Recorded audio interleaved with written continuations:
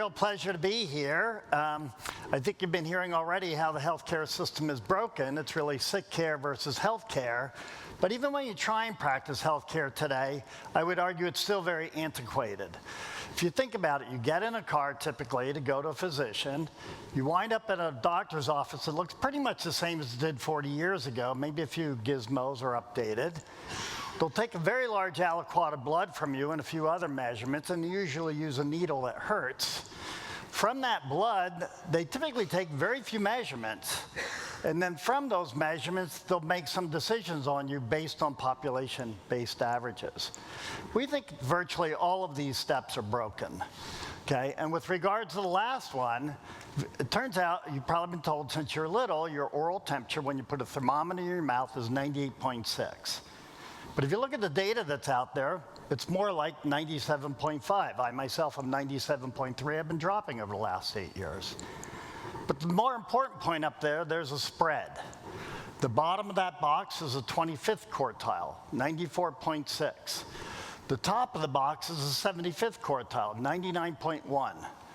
And what that means in today's world, if your baseline is normally 94.6, you walk into a physician's office, they measure you at 98.6, or they'll tell you you're normal, everything's healthy. What are you doing here? Go home. But I guarantee if you're up 4 degrees over your baseline, you're not healthy, something's off. And so our shtick is we think you really need to know what your baseline is for lots of different measurements, and then try and detect shifts from that. So we're in a world now, you've been hearing already, where there's new technologies that can measure you at a level that's never been possible before. Pretty soon we'll be able to sequence a genome for $100. It'll cost more to interpret it, but it will cost about $100 probably by the end of the year to sequence a genome. We can make literally thousands of measurements from your blood and from your urine using mass spectrometers and other kinds of technologies. And then the wearable technologies are taking over quite a bit. And just out of curiosity, how many of you are wearing a smartwatch or a ring? Oh yeah, this is the right crowd. Great, all right. So we're going to talk about all that today.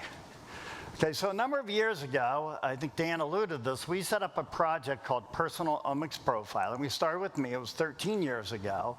And the idea is to collect very, very deep data on people. We would sequence their genome, and then we would do these other omics measurements, which really measures many molecules, you've been hearing about them already, out of people's blood and urine, so we'll follow their RNA, their proteins, their metabolites, their lipids, their microbiome.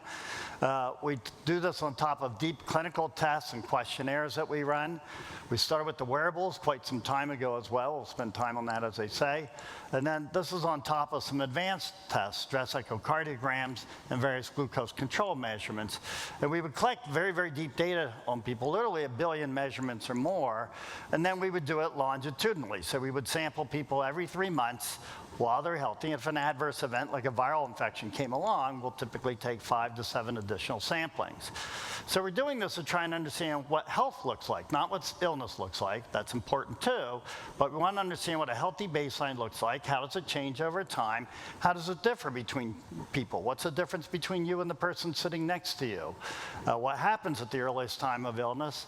And also, can these advanced technologies like genome sequences, omics, wearables be useful for better managing people's health? And with regard to this last point, just from the first 3.5 years, we started this on a study of 109 people who were older, say 53.4 median. It's quite a spread. And from those first 109 people, we had 49 major health discoveries spanning a wide range of areas like hem-oncology, cardiovascular disease, metabolic disease. And it turns out this was all found pre-symptomatically, and some of them were a pretty big deal. We found early lymphoma. Just beneath that under hem-oncology, you'll see 2 precancers, MGUS, smoldering myeloma, that can convert to aggressive cancers.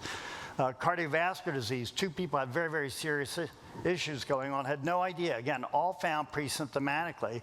And the other point up there is no one technology did this. Sometimes it was a genome sequencing predict risk, like one of the cardiovascular disease case.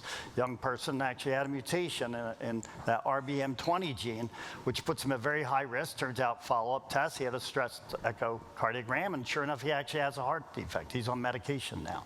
So all these things, again, were powerful. Sometimes it it was imaging. Sometimes it was some of the blood markers. Usually it was a combination of measurements that said something was off, and then follow-up tests actually found this. And so the way we like to think about this, if your health is a 1,000-piece jigsaw puzzle, the way we make measurements today, we measure about 6 or 7 of those and try and guess the picture. We're trying to take more like 600 or 700 pieces and get a much better assessment of the picture of your health. Now, the other thing we've learned is that by profiling people over time, we can actually see how they're aging. And it turns out everybody's aging differently. I'm the one on the left. I'm a pretty typical ager. My coagulation pathways, metabolic pathways, various things go up over time. Not so much my immune pathway. Happy about that. But the person on the right, their top pathway that goes up is their hypertrophic cardiomyopathy signaling pathway. So they're a cardiac ager, and we later learn they're stage 2 hypertensive, so that sort of makes sense. As we look through the various people, we see there's many Ageotypes, as we call them. These are aging patterns. Some people are kidney agers, others liver, some metabolic, some immune, some all of the above. And so different people have different combinations. Some, as I say, have all these characteristics. Some are just kidney and so on. And there are clinical markers associated with these Ageotypes, if you will. So you can actually take action on this, we think, and potentially slow the course and possibly reverse it in some cases. One question I get asked a lot is, how are you going to scale this? This is a research project, that's true. And so I'm in Silicon Valley. The way you scale it is you form a company. So we formed this company, QBio, which basically does a medical version of what I just showed you, but it also adds on whole body MRI, which in today's world, every physician will tell you, don't do a whole body MRI. Mike Snyder will tell you should do a whole body MRI. And the difference is, they'll say don't do a whole body MRI because you will have nodules. Women have them in their ovaries, men in their prostate. And that's not the point. The point is, do you have any growing nodules? And you're only going to see that through these longitudinal profiles. And I have 9 nodules, one on my brain, one on my spine, one in various places. And none of them are growing, I'm happy to say, but at least I know that. So if ever I do need a whole body MRI, I won't freak out when I see those 9 nodules, unless, of course, one of them's growing, then I'll probably have to worry about it. But till then, I'm pretty happy with that. Okay. The other thing we've been trying to do is actually this idea of doing remote sampling and remote measurements. And so we've been pushing very hard on this over the years. We're using wearable technologies and something called microsampling. I know what that's going to sound like. This one works. On the wearables, you may know there's hundreds of devices out there. A lot of you are wearing them, smartwatches, rings, all kinds of devices. There's over 1,000 these days. And so we actually brought these on early on when they were mostly just fitness trackers to see if we could use them as health monitors. And one of the first things we learned is that you can detect infectious disease pre-symptomatically with a simple smartwatch. And we got into this because we figured out my Lyme disease. It showed up because my blood oxygen dropped abnormally low and my heart rate went abnormally high, my resting heart rate. So on a plane, actually, when I landed, they didn't come back to normal. They were off. And this was all pre-symptomatic. I actually went to a physician in Norway. I warned him it might be Lyme because of the timing of when I would think I was exposed. He drew blood, said, yep, your monocytes are up. You've got a bacterial infection. He wanted to give me penicillin. I said, no, I need doxycycline. Got a little tense there.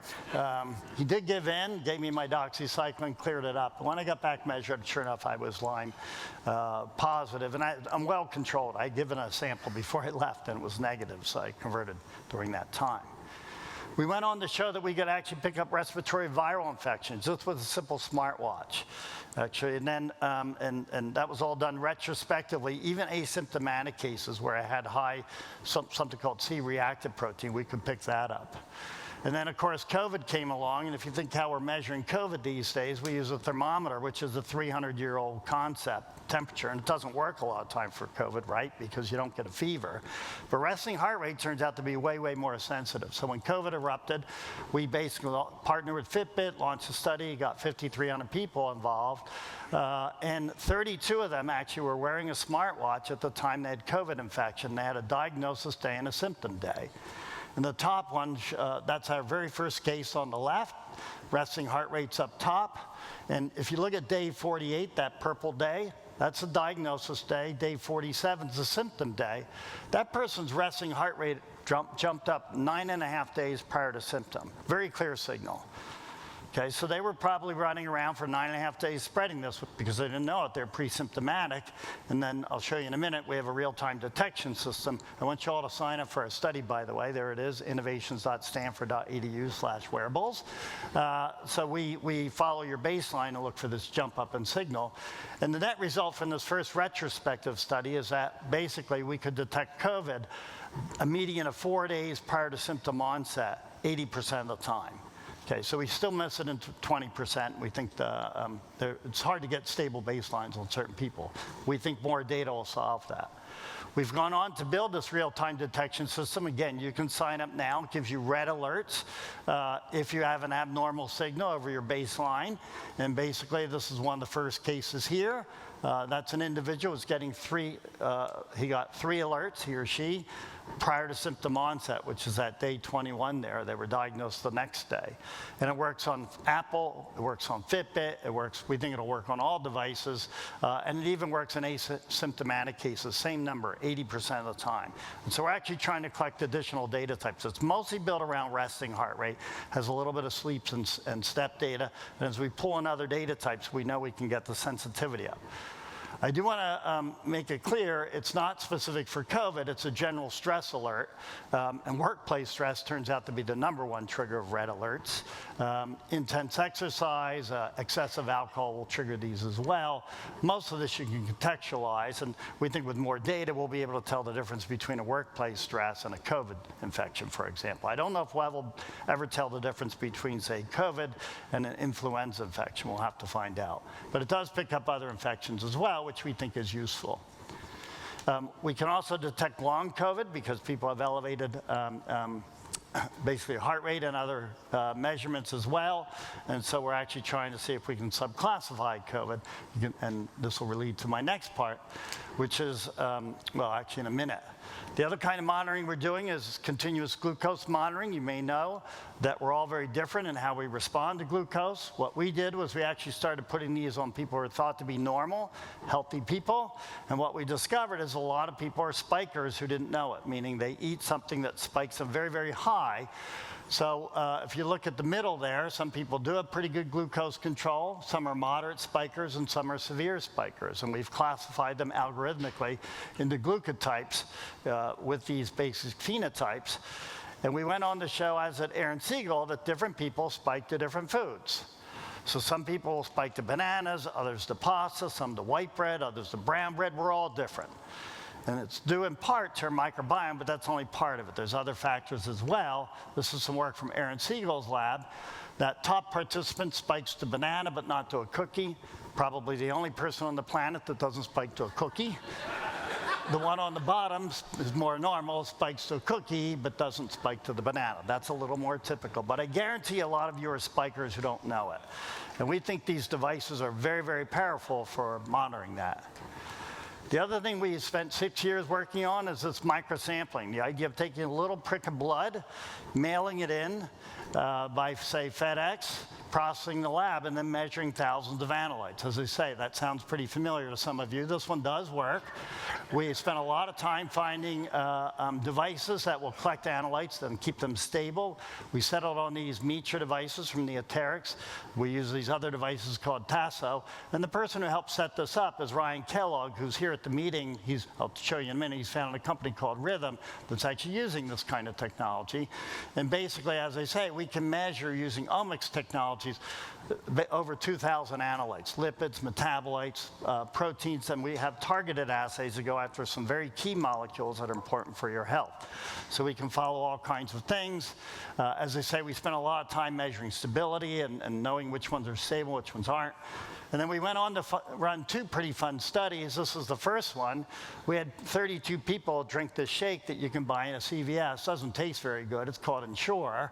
But we had people drink this, sample them, then drink it, and then measure them at 4 time points after. Saw hundreds of molecules that changed, including some pretty important ones. There's glucose control monitor measurements we can make with this technology, and also some other very important inflammatory markers we can measure.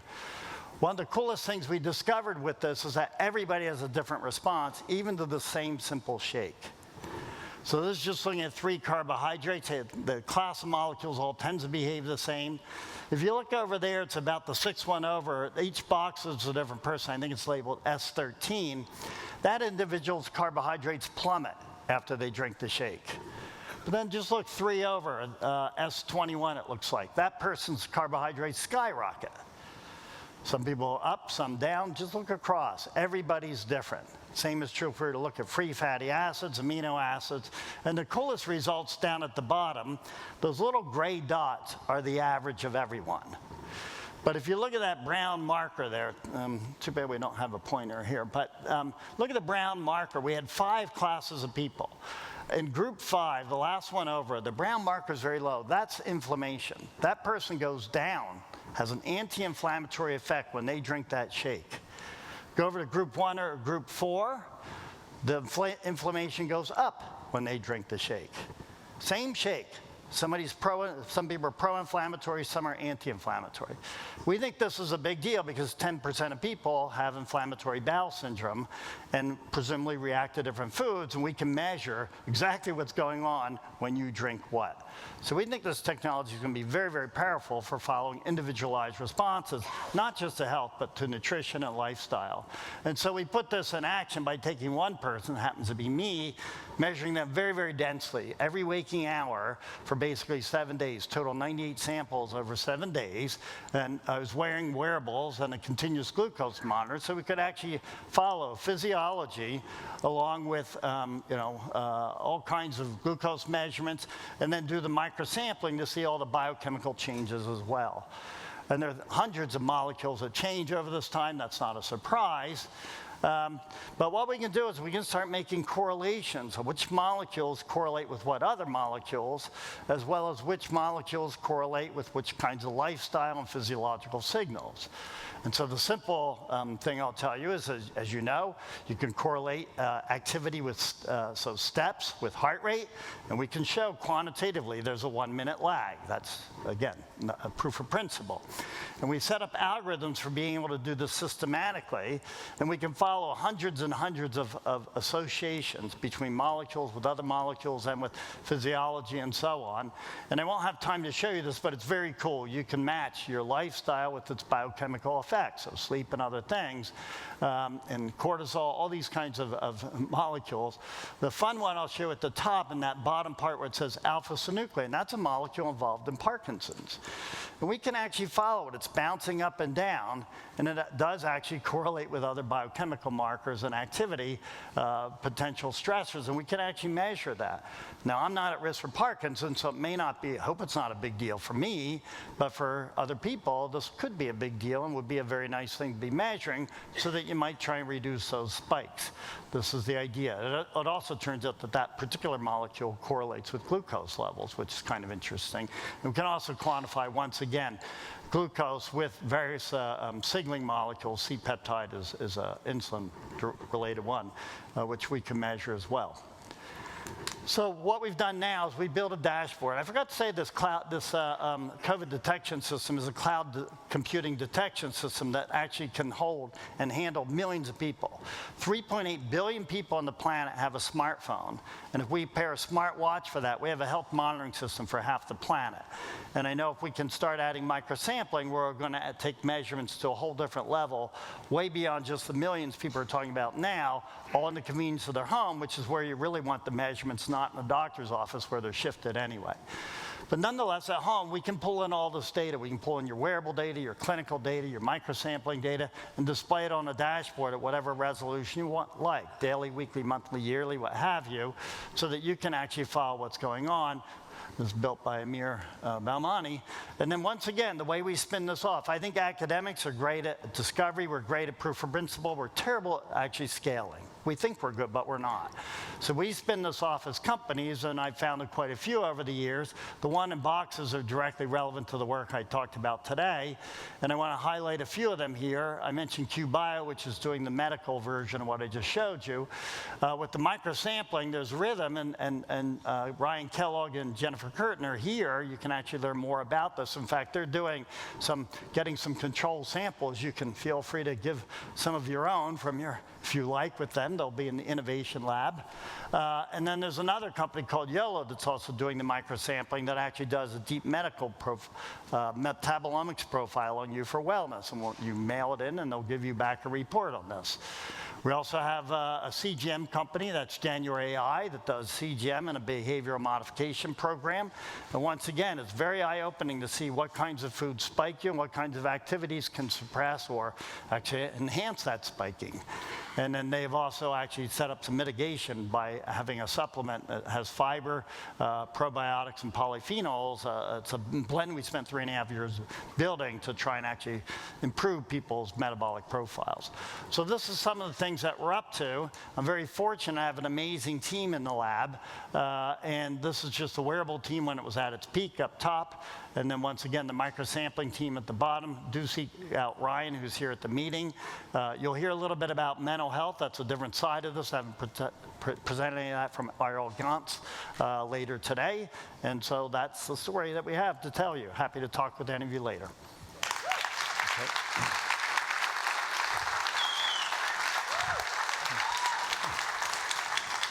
Rockstar. Amazing work. I mean, you kind of been the N of one to start a lot of this work. You know, yep. Lyme disease, you're picking up your diabetes, the ability now to do multi-omics is at its early stages. This has huge implications for public health, right? We think so. What might be your prognostication of what's next 5 and 10 years if we had this at scale? Well, we'd like to, as I say, I think commercialization can make this cheaper. Things that are missing up here, mental health is an area we'd like to move into. I forgot to mention on my devices, you may notice this is an exposometer. I'd like to see us measuring airborne exposure. You have no idea what you're breathing right now if you think about it. And we want to measure that and try and get the good things in and the bad things out. I think wearables are great. As you can tell, I wear 4 smartwatches, and my hearing aids are actually sensors. But I actually think implantables may be the future. They're a little more convenient. So I think they're coming down the road. There's a lot of issues with them, but I think they'll be pretty cool. How about just the invisibles? The ambient environment can sense you as well. You don't right. Need a wearable. Yeah. Well, again, I think we do measure temperature, humidity. That's on this device as well. But I'd like to measure all the biochemical and biological exposures. That's what this particular one does. Not real time. I can't tell you right now what you're breathing, but later I'll be able to tell you. The exposome. So you're at Stanford, amazing institution, but still doing things in many old school ways. What are the opportunities to put this into clinical workflow, as Ron talked about as well, so that these scales to impact? Yeah, that's the hard part. I mean, medicine's very conservative, which I don't agree with, but it makes it hard to practice. So you have to show it works. I think the US is at a huge disadvantage because our system is fragmented. The incentives aren't aligned to keep people healthy. Nobody gets paid to keep you healthy. They get paid to treat you once you're ill, so we've got to fix that. I think that's where we got to get employers involved. We need new creative models so that people will actually pay to keep you healthy. Maybe you get a discount on your insurance if you wear a smartwatch and hit your 10,000 steps and don't cheat. There are ways to tell if you're cheating with your smartwatch, by the way. So I think we can come up with, that's the number one thing, solve the payment problem. Yeah, I think we don't practice evidence-based medicine, we practice reimbursement-based medicine. It's the same. Right, yeah, and actually, the single-payer systems like Canada, Israel have a much better, they're better aligned to be able to implement this kind of stuff than the US is. So I'm excited to bring Ron Ballister back out here. Okay. I think you guys have a lot of synergies. There'll be a breakout workshop with 2 of them and others later today. But Ron, you were just listening to Mike, and you had some aha moments and things you're also doing at Clalit. Maybe something that sparked potential collaboration or convergence. No, I think absolutely. I think that the key thing is that none of us can do this alone. I mean, we all have teams of amazingly talented people, and I've been blessed working with some of the brightest minds in Israel. But you never have enough capacity to tackle all of those problems. So I think by being able to join forces, we can do so much more together, and I definitely see that happening. Just one example, for instance, at Clalit, we've put forward an app for all of our patients to download, basically, that allows them to track their physical activities, their steps, fit with their Fitbits, etc. They actually gain points for every such activity that they're doing, and they can buy those actually smartwatches with those points. And what we saw, one, is that we managed to do this in an addictive way. So we used kind of the Netflix behavioral economics this time for the better. You know what's the biggest enemy of Netflix? Sleep. So they have found interesting ways to prevent that from happening. So we try to use the same approaches and try to get our patients to do the right thing and to make it easy. And then what we saw that was there's a measurable decline in chronic morbidity for those who are actually increasing on their physical activity. So again, exercise is medicine. We say this again and again, but it's actually working. I saw one area of synergism, which is you had this COVID detection, your AI method, but actually if you put in the pre-symptomatic jump up in resting heart rate, you would actually have even better detection than what you're doing now. So I think implementing some of what we're doing with some of what you're doing is good. Suggestion for you, Dan, you know, this late dinner, it's not so good for people's glucose levels. You're supposed to get 3 more hours before you That's next. before you go to bed. Sleep can wait. It's not a big deal. You just stay up late, right? Okay. That's your retort. Yeah. So part of this now, this new era will be, I think, what you're doing with QBio and some of your work is now this idea of a continuous physical exam. It's not the spot check once a year. You'll get that little proactive alert that something, you might have COVID, you might have Lyme. How do you build those into the health systems of the future? Would you want to take that? Yeah, sure. I mean, first of all, a lot of the devices aren't approved. They're just starting to get there. But you really have to run proper studies for the FDA to approve them. Until then, it's a little hard. But I think that's what you have to do. You have to show it works. I think, and you want to reduce the false positive rate. I didn't get into this, but others have shown that you can actually pick up AFib from a smartwatch. But it's a pretty high false positive rate. So it does work. But it does go off a little bit more than people would like to see. So I think we've got to get these things tuned better. I think that's early days, so I think that problem will be easily solved. But I think showing it really works and then getting it approved will then get it to scale. And of course, in the US, it's a matter of getting reimbursement, Medicaid. I can only echo that in the sense that this is really taking us to the choosing wisely domains. You know, there's many, some say up to 30% of the practices and procedures we have in healthcare today are non-value adding. Some of them are just zero positive impact. Some of them are detrimental. Heart rate in the doctor's office. Everybody's is up. So there are multiple examples for things we actually actively do and we should stop doing. And when you're talking about these types of early detection and the false positives that are mentioned, you would in many cases be in that domain of healthcare very quickly. So it's not only showing that you can predict something, you need to actually show that this prediction leads to a beneficial impact that on a population basis and in the real world actually improves health. And I don't know it's always the case. So we really should go through the process of a learning healthcare system that I've shown before, try it in silico, then try it in some subgroups, show that it actually has a meaningful impact at the end, and then scale. So speaking of scale, we've got amazing individuals and organizations here, Genomics England, work from Lee Ray Hood and others. How do we better connect it out so you're being synergistic, not competing, whether it's the All of Us trial data, the Variability baseline information, stuff out of Stanford, Clalite. Is there an opportunity to create kind of the NextMed super convergence so we're not reinventing the wheel? So I'll go first. I think that we seems like we all have the same process taking place right now. We have a bunch of people. Sometimes it's 10,000, sometimes it's 100,000, in some cases it's almost 1 million. But that's where we are all at, and we're trying to assess what is impactful for their healthcare. Properly planning this is critical, and any insights that come from other systems that say maybe you want to tweak it that way would make a huge difference because it's such a huge investment in any one of those cohorts that if we can join our learnings at the point in which we plan and execute, that would make a huge difference at the end of the line. And for those patients who are actually volunteering to those proactive and omics-driven assessments, I think that could make a real impact. Yeah, 100% agree. The number one problem is data sharing. And a lot of people say, well, patients want privacy. It's not the patients, it's the researchers. They hate to share data. They don't admit it, but it's true. So I think we've got to get people to share data better. I think because also we come at it from different angles. Like what we're doing is super, super deep, much deeper than all of us, probably a bit deeper than what you're up to. And so they actually bring in complementary information that can be incredibly valuable. So you can get ideas from one kind of data and try and validate them in another data set. So I think data sharing is the number one bottleneck in our field. And I think if we can get, I think you can't have enough cohorts.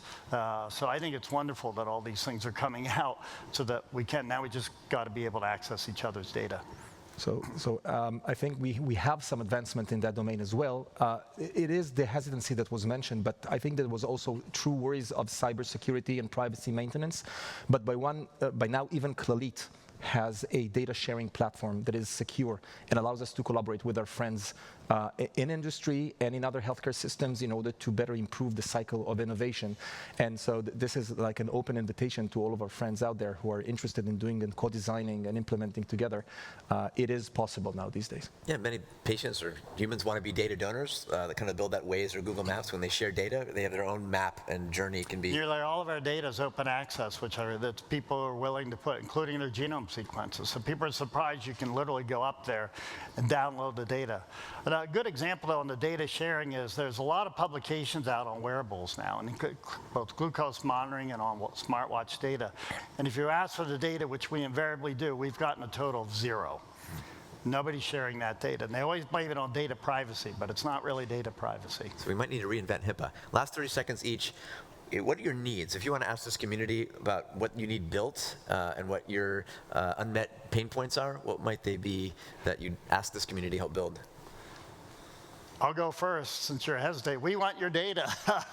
Sign up in our studies. We have all kinds of studies. If you're Bay Area, there's a whole ton of studies for you. If you're elsewhere, there's several studies for you. No, I think because we'll learn from all this data we're pulling in, because we are all so different, that we want to be perfect in disease detection, and I know we can do it. It's just a data problem. It's very solvable. So we don't want your data. We're drowning in data. Make it stop. What we actually would like is for the brilliant ideas, and even more important, the brilliant applications that can actually have went some of the way in turning data into insights, and insights into practical, actionable, meaningful implementationable actions. And if you have that, if you have the prototype of that, or if you have that something working, talk to us, because we would really like to try it out and to see whether we can improve population health with your brilliant ideas. Awesome. Data to insights to action. Thank you, Mike Snyder. Take you, Ron Balancer. Thanks,